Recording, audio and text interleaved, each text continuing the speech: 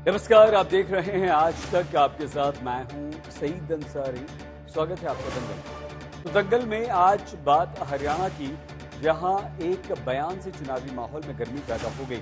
दिल्ली से सिर्फ 180 किलोमीटर दूर कैथल में एक बयान दिया है। बयान देने वाले हरियाणा के पूर्व मुख्यमंत्री और मौजूदा केंद्रीय मंत्री मनोहर लाल खट्टर हैं। मनोहर लाल खट्टर ने चुनावी रैली में 2021 के एक वाकये का उल्लेख किया और इसके द्वारा कांग्रेस को कटघरे में खड़ा किया। मनोहर लाल ने कहा कि पंजाब के कुछ लोगों ने किसानों के मुखौटे लगाकर दिल्ली में उत्पात मचाया। मनोहर लाल के इस बयान पर विपक्ष की प्रतिक्रिया आनी थी, तो कांग्रेस ने पलटवार करते हुए कहा कि बीजेपी किसान विरोधी। वहीं हरियाणा चुनाव में इस बार बड़े बड़े दावे ठोकने वाली आम आदमी पार्टी ने सारे गड़े मुर्दे उखाड़ दिए और बीजेपी पर हमला किया। अब प्रश्न ये है कि मनोहर लाल खट्टर को ऐसे बयान देने की जरूरत क्यों पड़ी। अभी हाल ही में कंगना रनौत के 3 कृषि कानून वाले बयान पर हंगामा मचा था, जिसके बाद उन्हें खेद व्यक्त करना पड़ा। हरियाणा जैसे राज्य में जहां किसान किसी भी पार्टी का पासा पलट सकते हैं, वहां किसानों की नब्ज को टटोलने की कोशिश आखिर क्यों की। तो आज हरियाणा के चुनाव में किसानों की धमक पर भी हम बात करेंगे। क्यों ये मुद्दा 5 अक्टूबर को होने वाली वोटिंग में बड़ा मुद्दा बन सकता है। क्या मनोहर लाल खट्टर ने तोलमोल के बयान दिया है, या फिर उनका ये बयान बैकफायर कर जाएगा। तो आज इन्हीं सब सवालों पर हम बात करेंगे, लेकिन उससे पहले देखिए हमारी ये विशेष रिपोर्ट।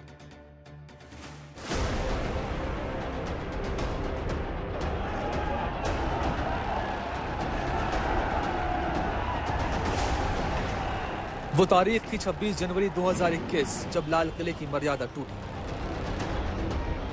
जब ट्रैक्टर परेड निकाल रहे किसानों की भीड़ लाल किले तक पहुंच गई।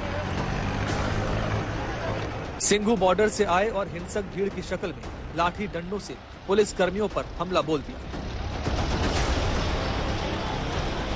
वक्त के साथ ये मामला ठंडा पड़ गया, लेकिन करीब 3 साल 8 महीने बाद हरियाणा चुनाव में बीजेपी के केंद्रीय मंत्री ने उस खौफनाक मंजर को याद कर फिर से विवादों का नया पिटारा खोला है।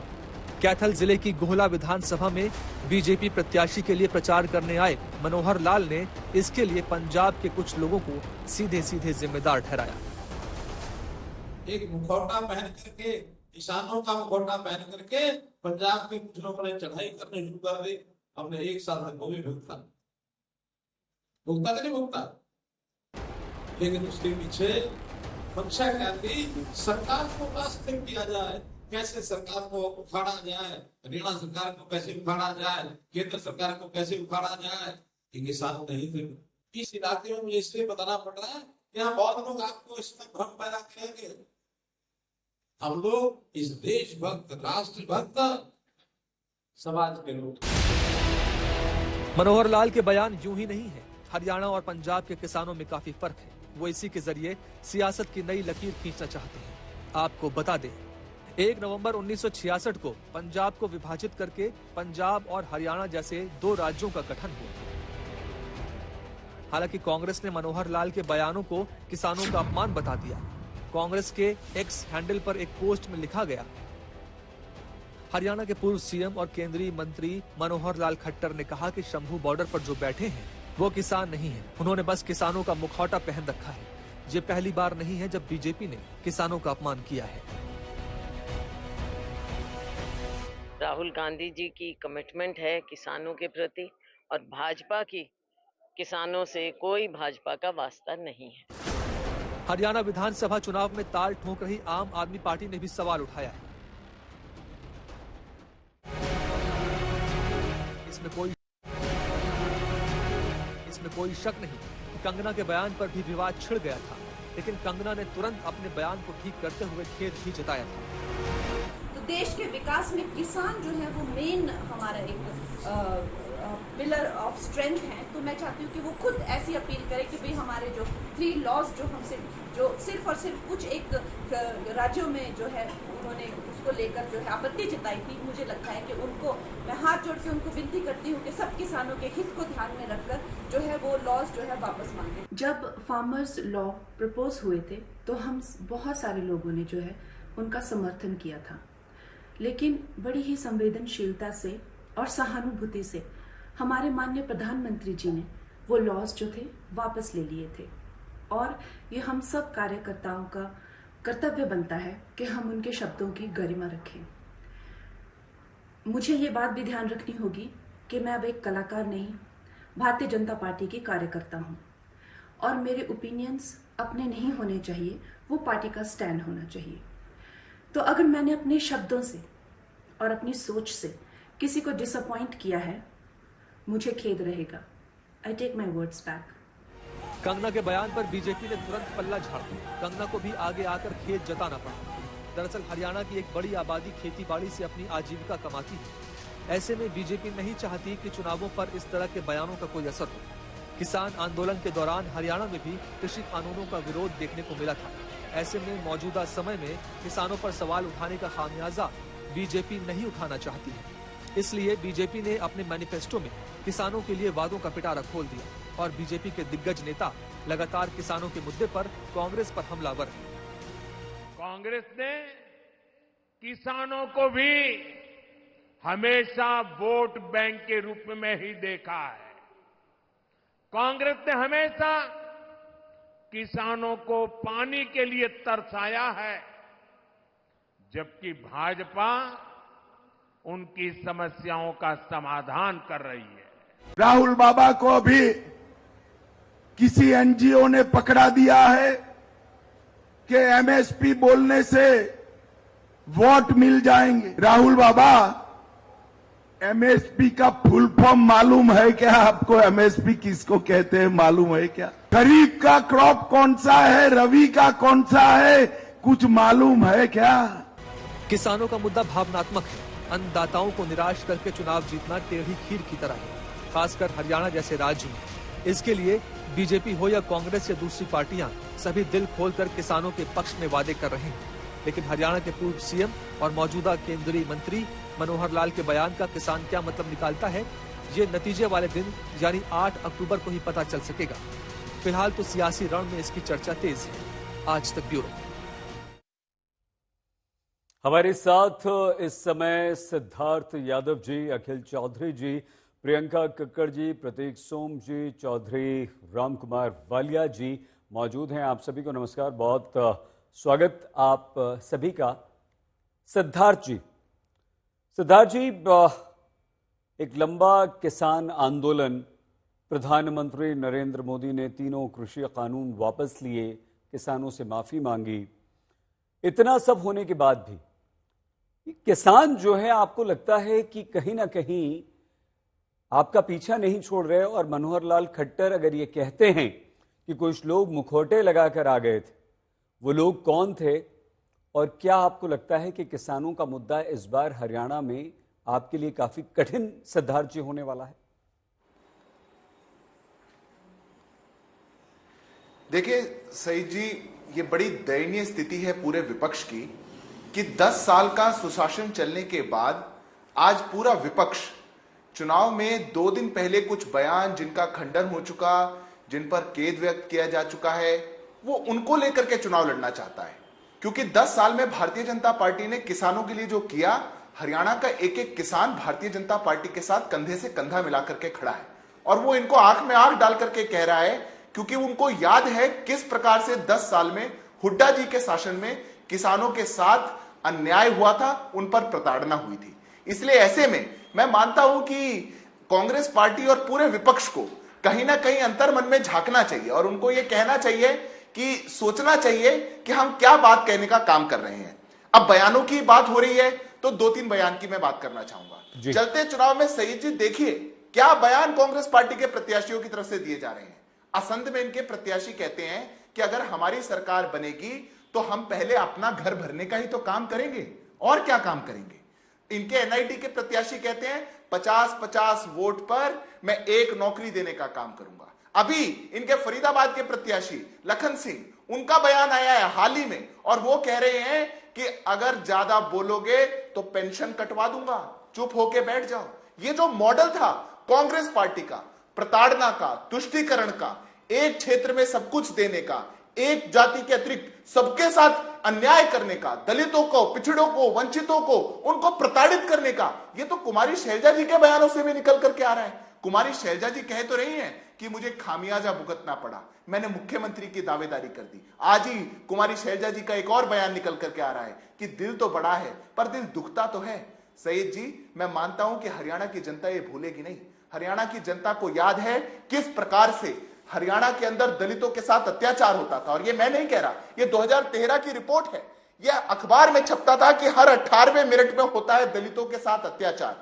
कुमारी शैलजा जी कहा करती थी, ये कंपाइलेशन है उनके बयानों का, जब वो यूनियन मिनिस्टर थी, वो कहा करती थी कि हरियाणा सरकार लापरवाह और छोटी मानसिकता वाली, हरियाणा में दलित होना पाप है। जब ऐसे कुशासन को छोड़ करके हरियाणा की जनता एक सुशासन का 10 साल देख के आई हो और उसने देखा हो कि किसान वर्ग हो, जवान वर्ग हो, पहलवान हो, खिलाड़ी हो, नौजवान हो, महिला हो, बहनें हो, कोई भी वर्ग हो, उसने 10 साल के अंदर अपने आत्मसम्मान के साथ हरियाणा के अंदर नए सपने देखने का एक उसको मौका मिला है। वो अपने कदमों पे बढ़ के आगे जा चुका है। आज हरियाणा का किसान वो आगे बढ़ रहा है सैयद जी। इसलिए मैं मानता हूं कि हरियाणा का किसान वो भारतीय जनता पार्टी के साथ खड़ा है, नौजवान भारतीय जनता पार्टी के साथ खड़ा है और हरियाणा का हर वर्ग तीसरी बार प्रचंड बहुमत से, पूर्ण बहुमत से भारतीय जनता पार्टी की सरकार बनाएगा। यह हरियाणा तय कर चुका है। ठीक है, लेकिन सिद्धार्थ जी, आपने ये नहीं बताया कि वो कौन लोग थे जो मुखौटे लगाकर आ गए थे। आपने ये नहीं बताया कि किसान महापंचायत बीजेपी के विरोध में लगातार क्यों कर रहे हैं। हम अखिल चौधरी जी आपके पास आए, लेकिन इस बीच एक बड़ी खबर आ गई है और वो खबर नसरल्ला, हिजबुल्लाह चीफ नसरल्लाह के मारे जाने की खबर की पुष्टि यहां पर हुई है। नसरल्लाह के मारे जाने की हिजबुल्लाह ने पुष्टि कर दी है। और लीजिए, हिजबुल्लाह का चीफ है नसरुल्लाह। आईडीएफ ने पहले ये बात कही थी कि इजराइल की तरफ से कह दिया गया था कि नसरुल्लाह मारा गया है, लेकिन इंतजार इस बात का हो रहा था कि क्या हिजबुल्लाह की तरफ से कोई बयान जारी होता है। और अब हिजबुल्लाह ने खुद बयान जारी करके ये कह दिया है कि नसरुल्लाह की मौत इजरायली हमले में हो गई है। इस समय की बड़ी खबर यह आ रही है कि नसरुल्लाह, जो कि हिजबुल्लाह का चीफ है, प्रमुख है, उसके कई सारे कमांडर मारे गए थे, लेकिन ये सबसे बड़ा कमांडर है। आइए सीधे हम आपको लेबनान लिए चलते हैं। दक्षिण लेबनान में मौजूद हमारे संवाददाता अशरफ वाणी के पास। अशरफ, बताइए। के लिए और खास तौर से लेबनान के लिए, जैसे आपने कहा कि हिजबुल्लाह ने कुछ ही देर पहले ये कबूल किया है कि हसन नसरुल्लाह, जो कि प्रमुख थे और सेक्रेटरी जनरल हिजबुल्लाह के थे, वो कल यानी शुक्रवार के इजरायली हमले में मारे गए हैं। ये पुष्टि हिजबुल्लाह ने खुद की है। कुछ देर पहले मैंने आपको कहा था, जब तक हिजबुल्लाह इस बात की जिम्मेदारी नहीं लेता है, तब तक ना ही लेबनान में और ना ही इन देशों में, खाड़ी के देशों में कोई मानने को तैयार है। भले ही सुबह ही आईडीएफ ने इस बात का दावा किया था, लेकिन हिजबुल्लाह की इस पुष्टि को सब इंतजार कर रहे थे। अब जो ही ये पुष्टि हुई है, पूरे लेबनान में जो है अफरा तफरी मच गई है। कई सारी जगहों पर जो है लोग गुस्से में हैं। हसन नसरुल्लाह न सिर्फ हिजबुल्लाह के प्रमुख थे, बल्कि वो एक बहुत बड़े धार्मिक नेता थे।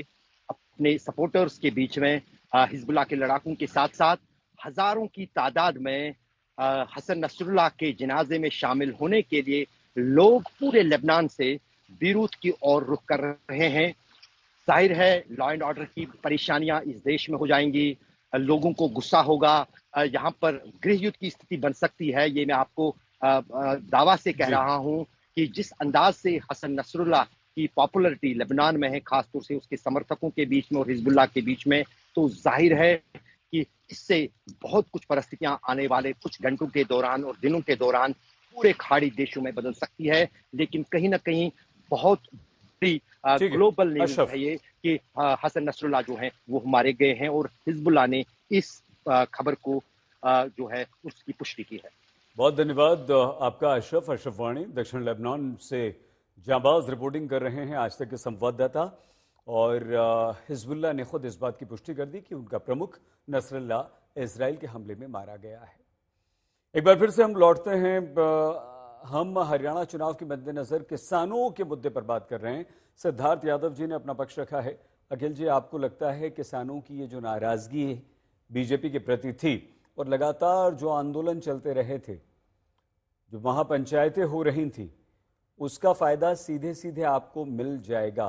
लेकिन सिर्फ फायदा मिल जाए नहीं, किसान आप पर भरोसा क्यों करेंगे चौधरी साहब? देखिए, मैं पहली बात तो एक कांग्रेस पार्टी के सदस्य के रूप में ही नहीं, एक भारतीय के तौर पे मैं बताना चाहूंगा कि जो हमारे किसान आज शंभू बॉर्डर और खनौरी बॉर्डर पे बैठे हुए हैं, यह 13 फरवरी से जब आंदोलन की स्टार्टिंग हुई थी, जब ये आना चाहते थे दिल्ली, इनका कुछ हरियाणा से तो कोई लेना देना ही नहीं था, ये तो आ रहे थे पंजाब से, कुछ हरियाणा के इलाकों से, और दिल्ली जा रहे थे। खट्टर साहब उस टाइम पे मुख्यमंत्री थे, इन्होंने क्यों रोका उनको और दिल्ली क्यों नहीं आने दिया, वो तो वो बता सकते हैं। दूसरी बात, 350 से ज्यादा जत्थेबंदियां हैं, 350 से ज्यादा किसानों के जो संगठन हैं, जो मुख्यतः 2 तरह के इनके फोरम्स हैं, संयुक्त किसान मोर्चा नॉन पॉलिटिकल और किसान मजदूर मोर्चा। इनसे जब ये आंदोलन की स्टार्टिंग हुई, उस टाइम पे यूनियन गवर्नमेंट ने, हरियाणा गवर्नमेंट ने और पंजाब सरकार ने चंडीगढ़ के अंदर लगातार वार्ताएं करी थी। उसमें हमारे जो मंत्री हैं बीजेपी के, पीयूष गोयल साहब या फिर अर्जुन मुंडा जी, ये सब लोग आते थे। खट्टर साहब खुद अपने मंत्रियों को वहां पे भेजा करते थे। आज हमारे किसानों के सम्मान के साथ में उन्होंने जिस तरह का व्यवहार किया है, और ये बोल रहे हैं कि ये किसान ही नहीं है, तो आप आ जाएं और उनके खेतों की जवाबबंदियां ले लें, उनसे बातचीत कर लें, पता चल जाएगा। अमित शाह का अभी बयान आ रहा था कि कौन सी रबी की फसल होती है, कौन सी खरीफ की होती है, सब चीजें आ जाएंगी। एक चीज, अहम चीज, आप देखिए डे टू डे बेसिस पे हमारे किसानों के साथ में क्या व्यवहार हो रहा है। करनाल के अंदर जो पीआर धान की फसल होती है, पहले कहा कि एमएसपी पे खरीदारी हो गई, आप अपनी फसल लेकर आ जाओ, 23 सितंबर को आप आ जाओ। 23 सितंबर को हमारे किसान अनाज मंडी करनाल के अंदर जब लेकर पहुंचे, 2-4 दिन तक उनकी फसल रख दी वहीं पे, और सरकार ने कहा कि 1 अक्टूबर को खरीदारी शुरू करेंगे। और बीच में बारिश इतनी गंदी आई कि उनकी लाखों रुपए की फसल थी, जो सोने जैसी फसल थी, वो सब बर्बाद हो गई।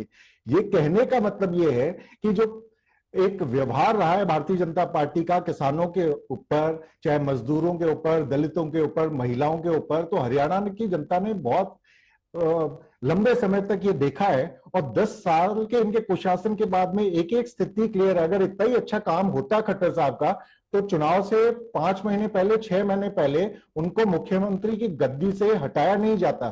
तो ये सब कहने की बातें, रिजल्ट आज भी आ चुका है हमारे सामने, क्योंकि मुख्यमंत्री कांग्रेस की तरफ से कौन होगा, तो ये बातें तो बीजेपी वाले अभी से कर रहे हैं, इन्होंने हार मान ली है।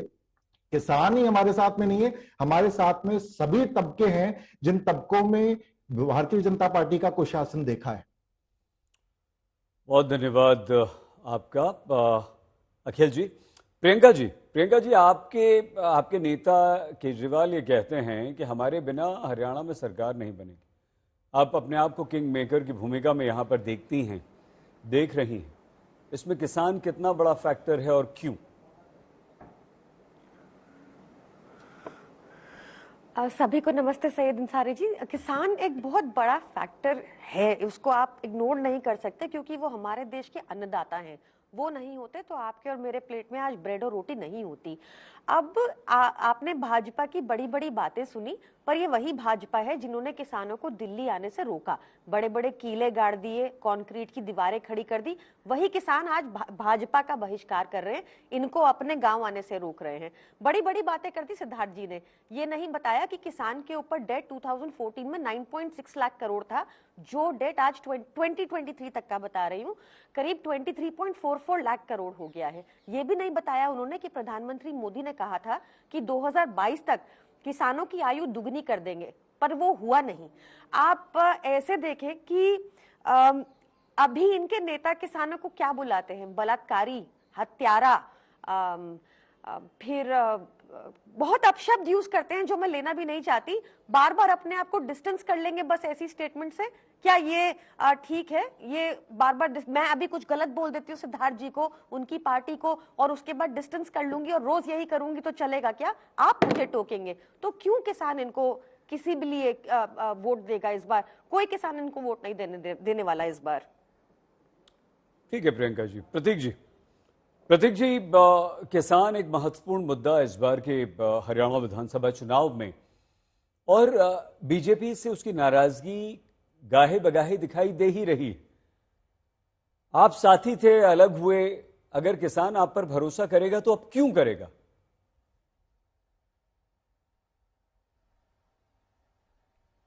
जी शायद जी, हरियाणा की आत्मा में पहलवान, जवान और किसान ये तीनों बसते हैं।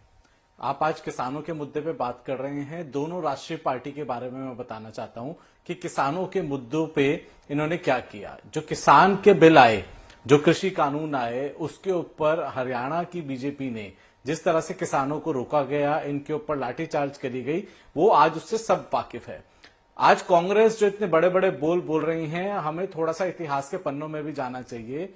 इनकी सरकार में हरियाणा के किसानों की 25,000 एकड़ जमीन को हड़पा गया और अपने दमादों को अपने एक जो CLU इंडस्ट्री बना दी गई थी। हरियाणा में सबसे फ्लरिशिंग इंडस्ट्री जो थी, जितने भी खाली आदमी थे सब CLU कराते घूमते थे। तो सबको यह पता है कि वो किसानों की जमीन के साथ हरियाणा की कांग्रेस ने क्या किया।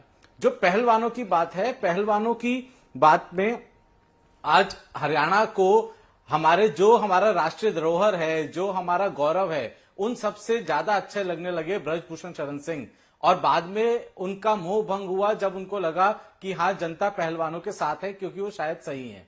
दूसरी बात हरियाणा कांग्रेस की अगर मैं बता दूं, जब बबीता फोगाट इंडिया के अंदर आई थी और हरियाणा की खेल पॉलिसी जो नीति थी, उसके अंदर उनको DSP बनाना था। DSP बनाने की लड़ाई उनको 7 साल तक हाई कोर्ट पर लड़नी पड़ी। और जब वहां से वो जीत कर आई तो भूपेंद्र सिंह हुड्डा ने यह बोला कि अगर इंस्पेक्टर बना दिया तो क्या ये बहुत नहीं है। इस तरह से पहलवानों का मान और सम्मान इन दोनों पार्टियों ने किया है। जहां तक आम आदमी पार्टी की आप बात कर रहे हैं कि ये शायद किंग मेकर बनेंगे, पहली बात तो इनको ये क्लियर हो कि हमारी साथ वाली स्टेट पंजाब के अंदर इनका बहुत मधुर गठबंधन है कांग्रेस के साथ। और सिर्फ एक बॉर्डर पार करके आज ये लोग एक दूसरे के जो वोट मांग रहे हैं, वो कहीं ना कहीं सबको पता है कि वो बीजेपी को हेल्प करी जा रही है।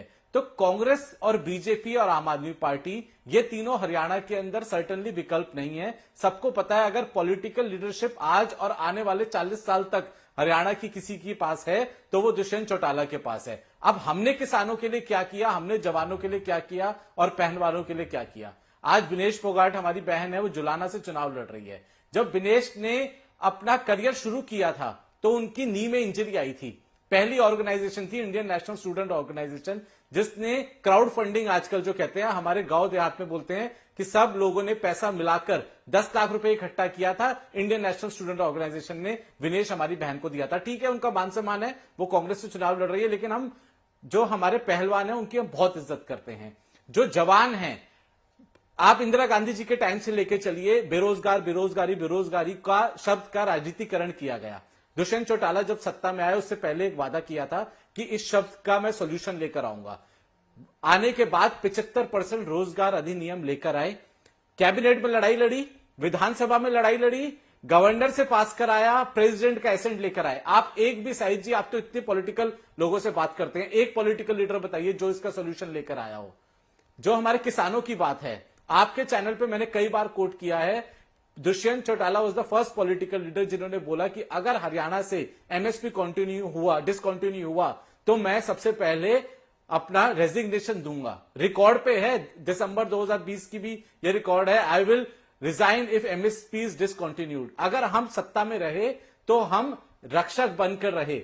हमारे ऊपर एक भी आरोप नहीं है कि हमसे गलती हुई, हम इस बात को मानते हैं कि किसान आंदोलन के अंदर हम भावना समझ नहीं पाए और हम बीजेपी के साथ रहे, इस बात को हमने एक्सेप्ट भी किया। ईमानदारी से आपने कम से कम प्रतीक जी ये तो स्वीकार किया कि हमसे गलती हुई। मैं आपसे और क्रॉस क्वेश्चन करना चाहता था, लेकिन आपकी इस ईमानदारी के कारण अगली बार आता हूं आपके पास। चौधरी राम कुमार जी, चौधरी साहब, हम कोई भी राजनीतिक बात आपसे करें, किसान किसको इस बार समर्थन करेंगे, किसान किस तरफ जाएंगे, ये सब बात करें उससे पहले चौधरी साहब आप प्लीज हमें ये बताइए कि आज हरियाणा के किसान की स्थिति क्या है, उसकी मांगे क्या है, वो क्यों बार बार महापंचायत करता है, वो क्यों आज भी बॉर्डर्स पर बैठा डटा हुआ है।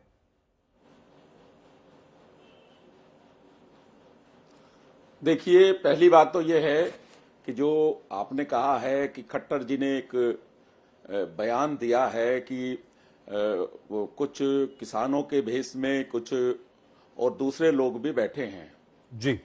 मैंने ये बयान देखा नहीं है, और यदि उन्होंने ऐसा कहा भी है तो वो कोई भाजपा का बयान देने के लिए अधिकृत नहीं है, उसको भाजपा का बयान नहीं समझा जाना चाहिए।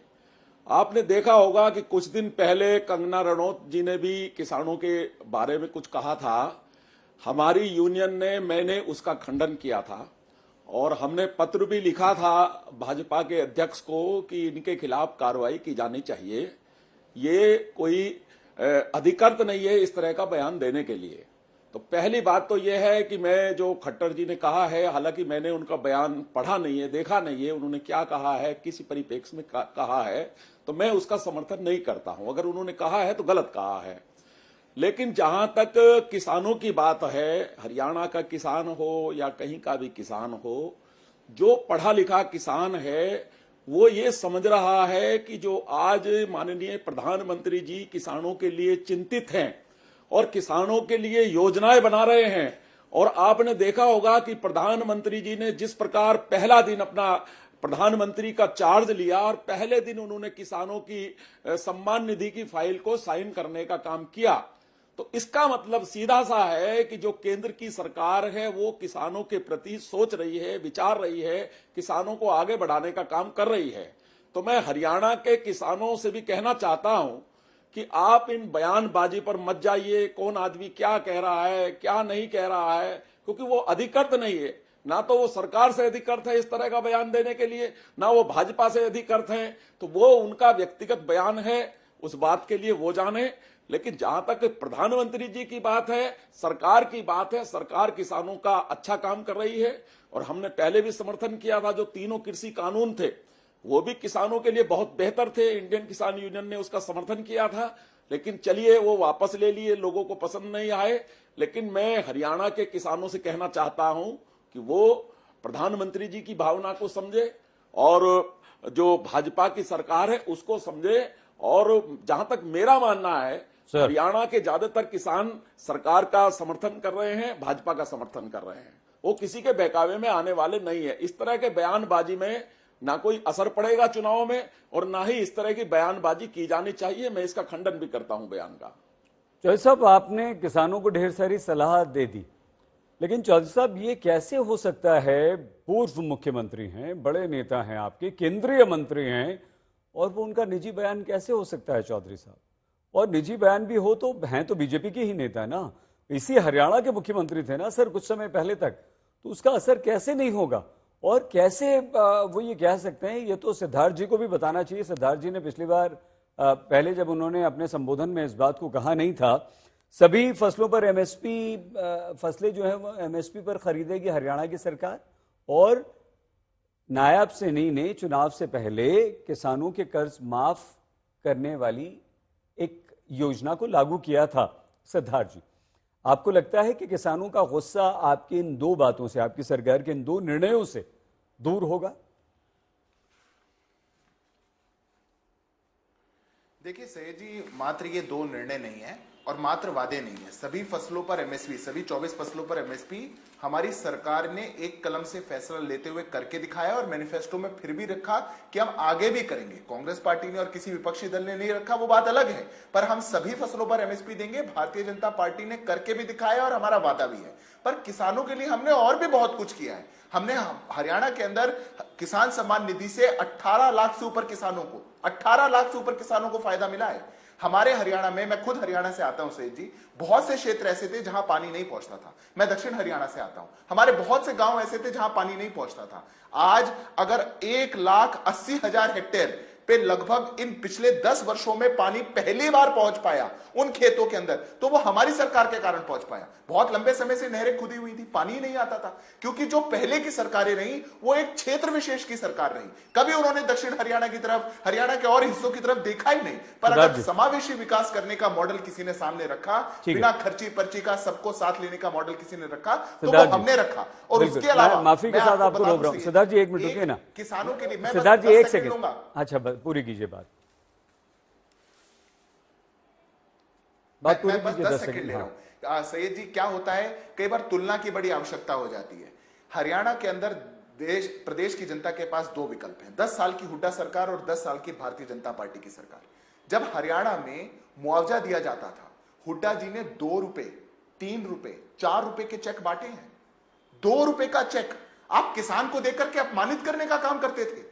आप किसका मजाक बनाते थे? 25,000 हेक्टेयर लेकर के आपने अपने दमादों और दलालों को देने का काम किया। इतनी बड़ी एक आपने पूरे हरियाणा में लूट खसोट का अब मैं पूछ लूं आपसे प्रश्न, तो फिर वो प्रदेश की जनता को याद है सैयद जी? हाँ ठीक है, देखिए प्रदेश की जनता ने हुड्डा साहब को और कांग्रेस को सबक भी सिखा दिया, सत्ता से उखाड़ फेंका।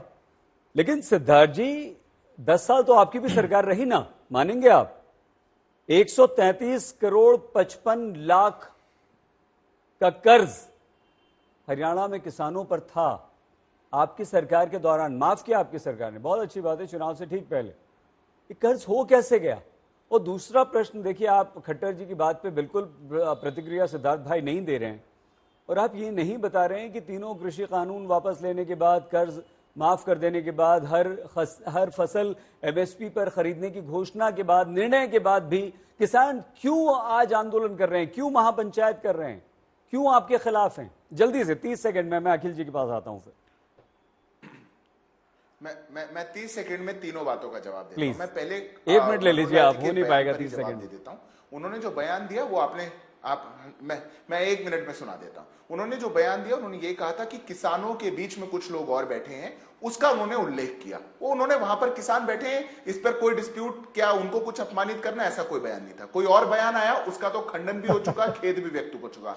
भारतीय जनता पार्टी अपना स्टैंड भी बता चुकी। अब रही बात, आपने कहा कि किसान आज भी ऐसा क्यों है। मैं दक्षिण हरियाणा से आता हूं सैयद जी, दक्षिण हरियाणा में किसी किसान आंदोलन का कोई कभी प्रभाव नहीं रहा, कोई यहां पे आंदोलन नहीं हुआ। अगर किसानों ने कभी कुछ कहीं डिमांड किया, हमने तो कहा था कि हम किसानों के लिए किसान बिल लेकर के आए और हम देश के लिए इसको वापस ले रहे हैं। आदरणीय प्रधानमंत्री ने बड़ा दिल दिखाते हुए सिद्धार्थ भाई एक बात बताइए, सिद्धार्थ भाई 1 सेकंड रोक रहा हूं, राजनीति से नहीं होता सैयद जी, किसानों का भला किसानों के लिए काम करने से होता है। ठीक है, अगर हरियाणा के भी एक हिस्से में किसान आंदोलन था, मुट्ठी भर किसान अगर थे, चलिए हम पंजाब की तो बात ही नहीं कर रहे हैं, हरियाणा की आज बात कर रहे हैं, तो फिर इतना बड़ा निर्णय किसानों के लिए, तीनों कृषि कानून उनके फायदे के लिए, क्यों मुट्ठी भर किसानों के लिए वापस ले लिए प्रधानमंत्री जी ने? और ये 133 करोड़ 55 लाख रुपए कैसे कर्ज हो गया सिद्धार्थ जी, जब सब कुछ इतना अच्छा चल रहा था हरियाणा में? तो मैं सैयद जी इसी का जवाब देने वाला था, बस 30 सेकंड और दीजिएगा। देखिए, ये जो कर्ज है किसानों पर, ये प्रश्न तो आपको और जगह भी पूछना चाहिए, क्योंकि कर्नाटक में नई सरकार बनी, आज हरियाणा की बात कर रहे हैं ना सिद्धार्थ भाई। किसानों ने आत्महत्या, अरे आज हरियाणा में तो कभी कोई खबर नहीं। अभी चुनाव में 5 तारीख की बात कर रहा हूं, कितने कम दिन बाकी है। हाँ, तो आप मुझे 30 सेकंड तो दीजिए, आज हरियाणा की बात कीजिए, अपन फिर बात करेंगे कर्नाटक की। आपको मेरी बात अच्छी ना लगे तो आप रोक दीजिएगा। नहीं, बिल्कुल नहीं, प्लीज। आपको मेरी बात अच्छी ना लगे तो रोक दीजिएगा। हरियाणा की बात कीजिएगा। जहां का किसान होता है वो देश का ही किसान होता है, पर हरियाणा का किसान अलग है और कर्नाटक का अलग है, तो ये तो बात मैं नहीं मान सकता। कर्नाटक का किसान 1200 किसानों ने आत्महत्या कर ली 1 साल के अंदर। हरियाणा में तो कर्ज था, कर्ज की माफी हो गई। आज हरियाणा के अंदर मैं पूछता हूं आपसे, जितनी पार्टियां यहां बैठी हैं और ये जो अन्य राज्यों में सरकार चला रही है, हरियाणा जितनी एमएसपी देश में कोई भी विपक्षी सरकार देती हो तो बताएं। सबसे अधिक एमएसपी हम देते हैं, सबसे ज्यादा फसलों पे एमएसपी हम देते हैं। डायरेक्ट किसानों को देने की व्यवस्था हमने बनाई, डायरेक्ट बैंक में देते हैं। ऐसी व्यवस्था बताइए कांग्रेस के कौन से प्रदेश के अंदर है? या किसान तो दिल्ली में भी होगा, ये बात तो आम आदमी पार्टी बता सकती है। एक फसल का कंपेयर करके बता दे, मेरे पास डेटा रखा है अभी। वहां पर एमएसपी देनी नहीं कि हरियाणा में आकर के राजनीति करनी है। हरियाणा में किसानों के साथ खड़े होइए, उनके नाम पर राजनीति मत करिए। राजनीति कर रहे हैं अखिल जी आप। और अखिल जी, आपको लगता है कि आज आपका जो कॉन्फिडेंस है हरियाणा में कांग्रेस का, वो चाहे विनेश फोगाट हो, पहलवानों का मुद्दा हो, अग्निवीर हो, उससे कहीं बड़ा कॉन्फिडेंस आपको आज किसान दे रहे हैं? और अगर हमारी बात में इसमें जरा सा भी आपको ठीक लग रहा है तो वो क्यों अखिल जी? नहीं, मैं इनके 1-2 आरोप तो स्वीकार करता हूं। अगर ये आरोप लगा रहे हैं कि हम किसानों के साथ में खड़े हैं या महिला पहलवानों के साथ में खड़े हैं या हमारे अग्निवीरों के साथ में खड़े हैं, तो हाँ, हम इन सभी लोगों के साथ में खड़े हैं जो कि आपकी गलत पॉलिसीज और नीतियों का वजह से पीड़ित पक्ष बना। मैं 3 बातें बताना चाहूंगा आपको बहुत जल्दी। पहली बात, एमएसपी का वादा जो था, लीगल एमएसपी की गारंटी जो थी, उसके कानून का वादा 2014 में जब मोदी जी ने हरियाणा में अपने कैंपेन की शुरुआत करी थी लोकसभा इलेक्शन से पहले, तो मोदी जी ने खुद करा था। 10 साल के अंदर उन्होंने कौन सी एमएसपी की लीगल गारंटी दी है? सब लोग जानते हैं कि उन्होंने ऐसा कुछ नहीं करा। दूसरी बात, इन्होंने कहा कि पंजाब में ज्यादा फर्क पड़ा था, हरियाणा के अंदर इतना ज्यादा किसान आंदोलन जो ये फरवरी से शुरू हुआ उसका उतना ज्यादा फर्क देखने को नहीं मिला। हिसार हरियाणा के अंदर ही आता है और हिसार के अंदर लगातार हफ्तों तक लाठीचार्ज होता रहा। खट्टर सरकार के निर्देशों पे हमारे किसान जो कि खनौरी बॉर्डर, शंभू बॉर्डर आना चाहते थे या दिल्ली में जाना चाहते थे, प्रधानमंत्री से मिलना चाहते थे, यूनियन गवर्नमेंट से, इनका कुछ लेना देना नहीं था हरियाणा सरकार से, क्योंकि मोदी जी ने इशारा किया खट्टर साहब को और खट्टर साहब ने हमारे किसानों के ऊपर गोलियां चलवाई। एक व्यक्ति की, एक किसान की, शुभकरण सिंह की डेथ भी हुई। एक व्यक्ति को तो ये लोग पकड़ कर लेकर आ गए थे हरियाणा के अंदर पंजाब से और उसकी इतनी ज्यादा उसके साथ में मारापीटी करी कि वो पीजीआई चंडीगढ़ के अंदर एडमिट रहा कई महीनों तक। और उसके साथ में सबसे अहम जो चीज है, क्योंकि हम लोग इंडिविजुअल लेवल पे बात करेंगे तब तो ये बात चलने वाली नहीं है, अगर आपके ऑडियंस को असली मुद्दे समझने हैं जो हमारे किसानों से रिलेट करते हैं, तो सबसे बड़ा मुद्दा है जो यूपीए के दौरान हमने भूमि अधिग्रहण का बिल बनाया था, उसका कानून बनाया था और देश के किसानों से वादा किया था कि अगर आपकी भूमि सरकार और पीपीटी लेवल पे अधिग्रहण होगा तो उसका डीएलसी रेट से, सर्कल रेट से या फिर उसको कहते हैं कलेक्टरी रेट से 4 गुना उसका भुगतान हमारे किसान को करा जाएगा। क्योंकि इनके पास में राज्यसभा में इस टाइम पे सपोर्ट नहीं था, इन्होंने 3 बार ये ऑर्डिनेंस लेकर आए, कभी कानून बनाने की हरियाणा के अंदर कोशिश करी कि इनको 4 गुना हमारे किसानों को पैसा नहीं देना पड़े डीएलसी रेट का, इन्होंने सिर्फ 2.5 गुना उसका करा।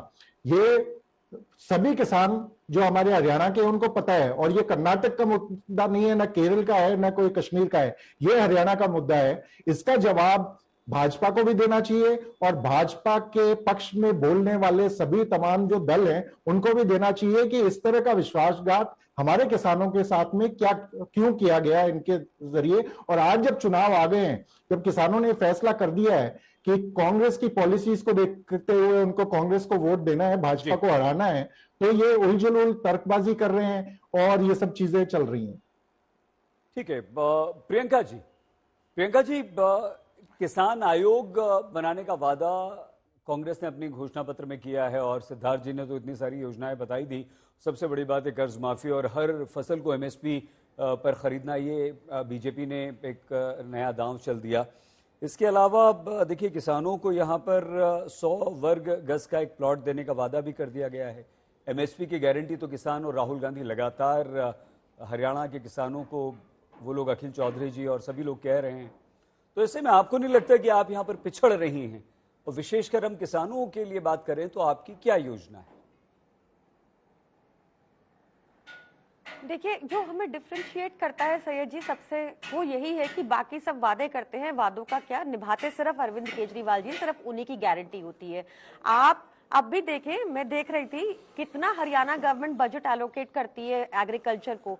60% लोग हरियाणा में एग्रीकल्चर पे डिपेंड करते हैं और हरियाणा की सरकार अंडर 4%, 3.9% अपने बजट का एलोकेट करती है एग्रीकल्चर के लिए। यहाँ पर बैठे बैठे बड़ी बड़ी बातें कर रहे थे अभी सिद्धार्थ जी, फिर से 24 क्रॉप्स पर एमएसपी अभी अनाउंस किया है खाली अगस्त में, और आपको पता है इन्होंने 15 लाख करोड़ भी 15 लाख सबके अकाउंट में भी अनाउंस किया था। ये बार बार अनाउंस करके भाग जाते हैं, देते तो है नहीं, कभी भी कोई फैसिलिटी नहीं दी इन्होंने। दिल्ली में चाहे मुफ्त बिजली हो, वही हरियाणा में भी हमने प्रॉमिस किया है, किसान के लिए हो, सबके लिए हो। अच्छी शिक्षा हो, वही हमने दिल्ली में प्रॉमिस किया, पंजाब में करके दिखाया और हरियाणा में करके दिखाएंगे। आप हरियाणा, इसमें किसान के मुद्दे पर वापस आते हुए एक सब्जेक्ट और बहुत जरूरी हो जाता है कि 16 लाख करोड़ पूंजीपतियों का माफ कर दिया प्रधानमंत्री मोदी की सरकार ने। प्रधानमंत्री मोदी ने 16 लाख करोड़ टैक्स पेयर का पैसा जो पूंजीपति ओ करता था स्टेट बैंक्स को, वो माफ कर दिया गया। किसानों का आउटस्टैंडिंग हरियाणा में अराउंड 3400 करोड़ है, वो नहीं कर रहे। बड़ी बड़ी डींगे हाँक देंगे, एमएसपी दे देंगे। अब तक सो रहे थे 10 साल, अब क्या हो गया, चुनाव से पहले अब अनाउंस कर रहे और बता ऐसे रहे कि कर दिया। तो ये बार बार ये झूठ प्रचार लोग बहुत भली भांति देख चुके हैं, बीजेपी को अपना चुके हैं, 10 साल देख लिया उनका रवैया, और निश्चित तौर पर इस बार वो चेंज चाहते हैं और वो चेंज होगा। ठीक है, प्रतीक सोम जी, क्या आम आदमी पार्टी की तरह आपको भी लगता है कि आप भी हरियाणा में किंग मेकर होंगे और बीजेपी को आपने देख लिया, अगर जरूरत पड़ी तो क्या आप कांग्रेस के साथ जाएंगे?